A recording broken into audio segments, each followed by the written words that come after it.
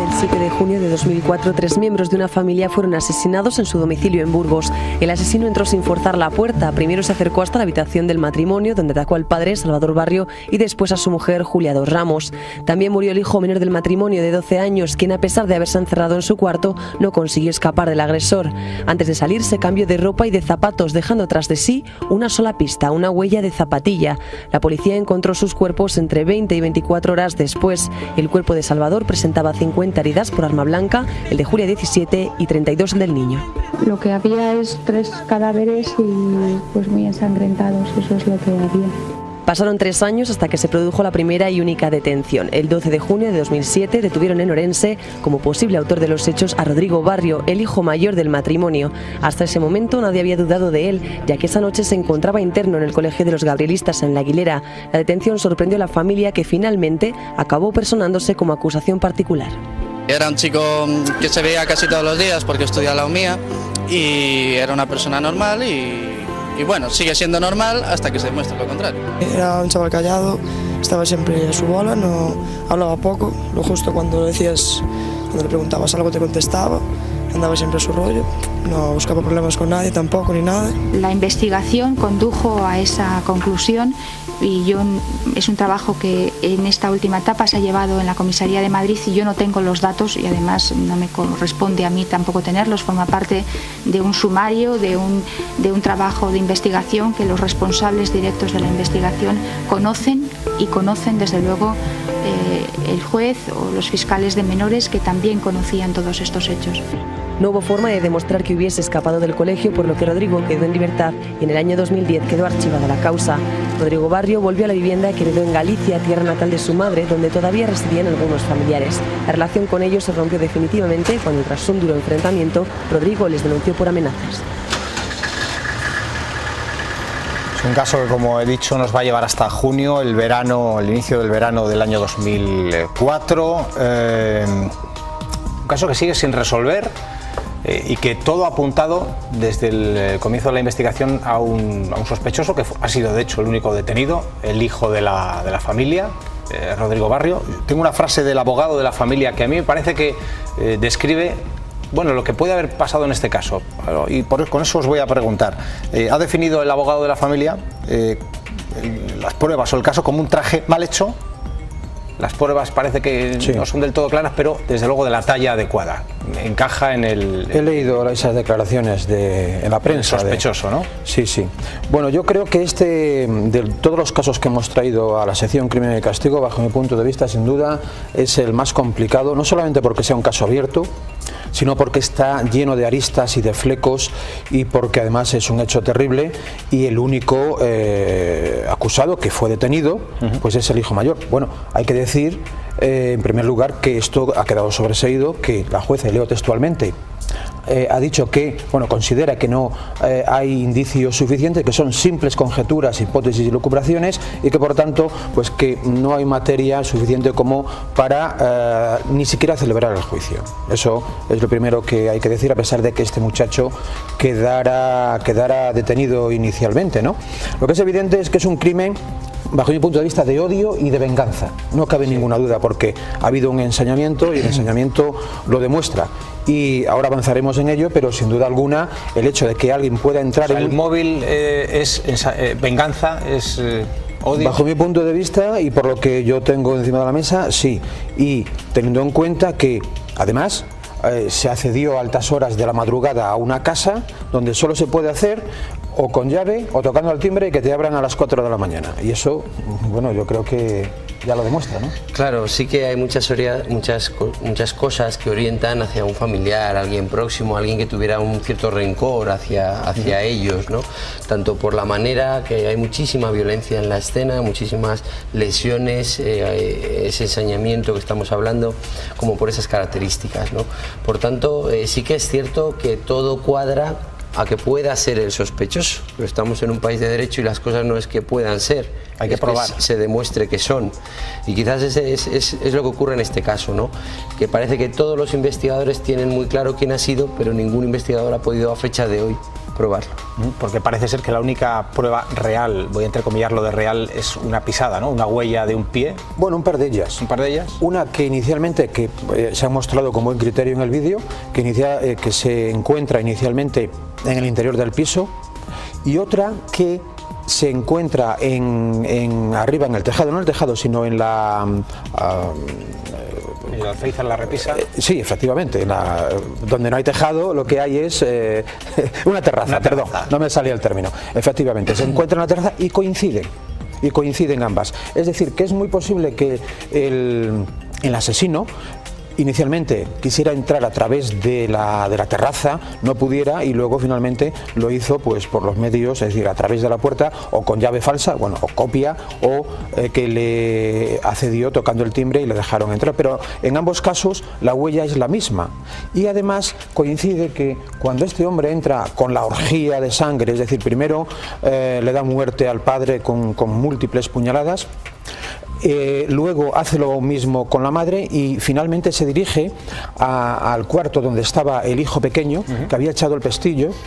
El homicida, el asesino, le pega una patada en plan película a la puerta, derriba la puerta, saca al pobre muchacho de debajo de la cama, lo arrastra hasta el pasillo, allí lo apuñala. Y una cuestión que antes de empezar la sección hablábamos, y es el hecho de que innecesariamente degüella a los tres. Digo innecesariamente porque ya estaban muertos, y estábamos aquí haciendo cábalas sobre si eso podía ser, lo que hablamos en criminología, la firma del asesino, ¿no? ¿Y encaja?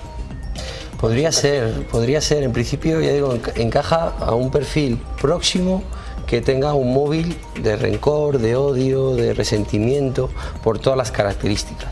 Eso en principio, entre todas las posibilidades que hubo, solo había un sospechoso y que cumplía. Lo que pasa es que la propia huella cuadraba, pero claro, una cosa es que cuadre y otra es que sea identificativa realmente, o haya podido ser una persona con un pie de tamaño similar. Siempre por tanto, pero ¿dónde han estado las trabas en este caso para que los indicios pasen a ser pruebas, pasen a formar parte, de decir, bueno, pues esto está probado que le corresponde con este señor o con este pie? A priori, pues en un escenario donde no es excesivamente complicado que se pudieran dejar otras más huellas, ¿no? Porque incluso creo que el asesino se cambia de ropa y claro, pero si el asesino es una persona que vive habitualmente en ese domicilio, hay huellas dactilares de él, normal, hay indicios biológicos de él, normal, en el baño, en la cocina, en su cuarto, en todas partes, porque es una persona que vivía ahí, que había estado la tarde antes en ese domicilio. ¿Y eso el investigador cómo lo salva? Porque claro, se pueden dar muchos casos de crímenes entre personas en la misma residencia, y ese caso es así. ¿Cómo se salva ese escollo? O de pruebas maliciosas. Es decir, antes también hablábamos de que un asunto que hemos tratado aquí, el de Susana Cebes, se introdujeron en la escena del crimen pruebas falsas, ¿no? Maliciosas, con el fin de despistar a los investigadores. En este caso también, en la terraza había una serie de colillas, y la policía de Burgos, que la verdad es que hizo un buen trabajo, especialmente en la segunda etapa de la investigación, pues se percataron de que alguien había cambiado las colillas que había allí, concretamente de la marca Chester, que luego incluso la propia tabacalera envió unos cartones a Policía Científica para poder hacer unas pruebas, y se supone que efectivamente el asesino, el homicida, cambió esas colillas que podían ser suyas por otras de la misma marca, pero que no tenían ADN. Es decir, si tú fumas un cigarro, dejas el ADN. El caso de Tony King, por el que efectivamente se le detiene. No, estas carecían de ADN.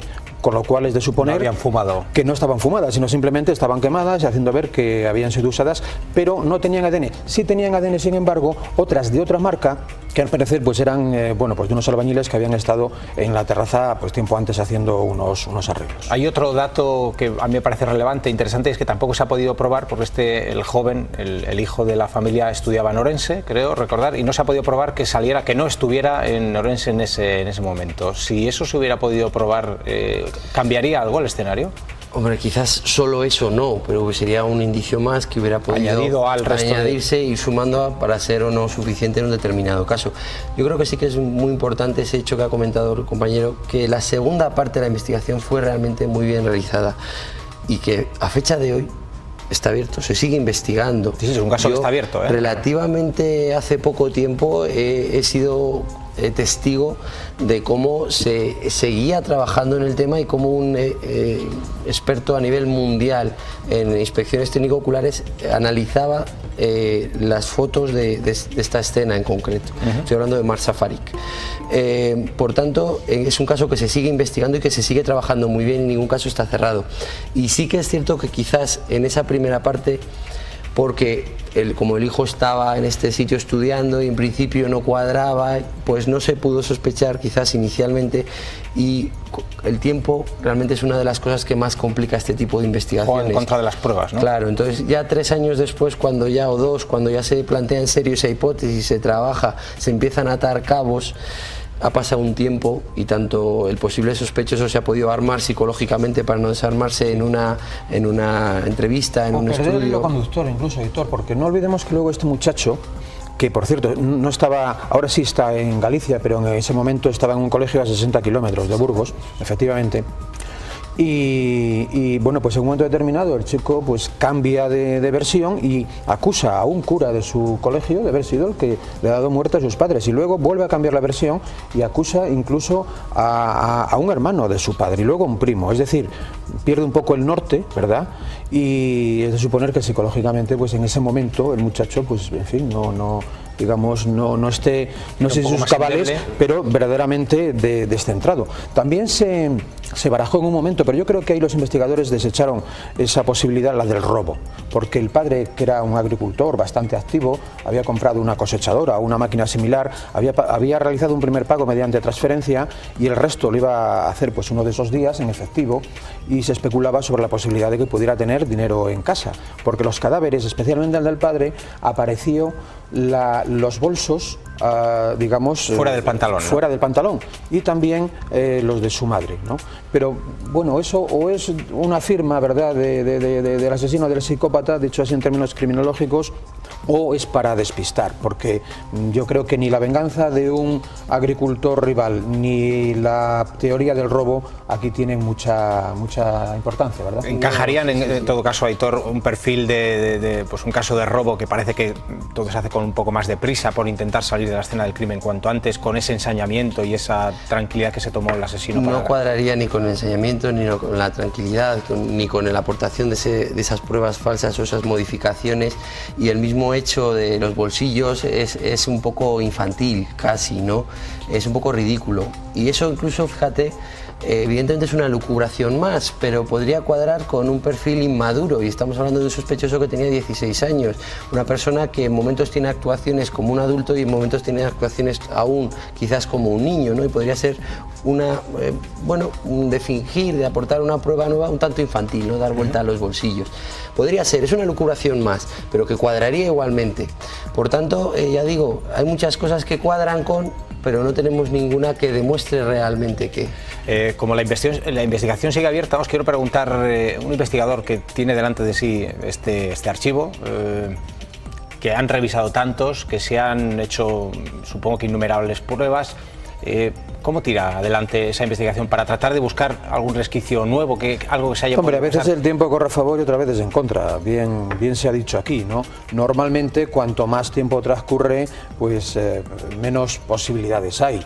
También es cierto que si estamos hablando de un chico inmaduro, que dicho sea de paso, la jueza ha dejado sobreseído el asunto, conviene repetirlo, lo cual no indica que si la policía encuentra nuevas pruebas interesantes o concluyentes, pues efectivamente el sobreseído no significa... No es un sobreseimiento profesional, además, que es el dictamen oficial. Quiero decir que se puede perfectamente reabrir, si hay nuevas pruebas, y bueno, pues el tiempo, en algunos casos las pruebas pues quizá puede ir corriendo en contra, y en otros casos, si estamos hablando de un chico inmaduro o inmadura, y bueno, incluso apelamos aquí de una forma quizá un poco infantil a su conciencia, a la conciencia del mal causado, pudiera confesar, pero pocas veces se dan esas circunstancias. Es complicado, en general este tipo de casos va en contra el tiempo, pero sí que a veces los investigadores nos podemos obcecar en una realidad y dar vueltas a un mismo bucle y no ver pasar por alto cosas, y continuamente por muchas vueltas que le demos seguimos pasando por alto. Entonces a veces el que venga alguien de fuera que no esté esté contaminado con la investigación, no esté contaminado con determinados prejuicios y lo analice de una forma más fría y más distante, puede ser bueno, pues el paso o la luz, la nueva luz, ¿no? para investigar. Y siempre cabe la posibilidad esa de que en un momento determinado a una pareja, a un amigo íntimo le pueda confesar algún hecho que, por leve que sea, sirva para poder tirar de él y encontrar esa prueba que falta en este caso.